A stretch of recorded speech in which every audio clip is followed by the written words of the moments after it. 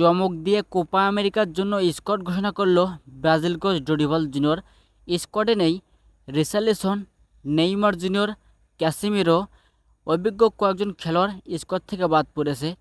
তো Brazil coach Dorival junior squad ঘোষণা করেছে এবং সেই স্কোয়াডে কারা কারা ডাক পেয়েছে তা নিয়ে আজকের ভিডিওতে বিস্তারিত আলোচনা করার চেষ্টা করব।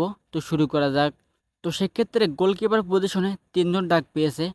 আলিসন বেকার, বেন্টু, অ্যাডারসন, এই 3 জন কোপা আমেরিকার ফাইনাল স্কোরে ডাক পেয়েছে।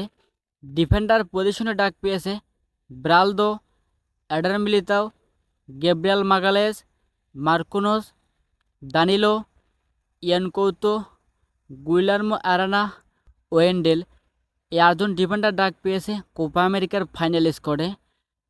তো কোপা আমেরিকার ফাইনাল স্কোয়াডে ডিফেন্ডার পজিশনে ব্রালদো, এডার মিলিতাও, গ্যাব্রিয়েল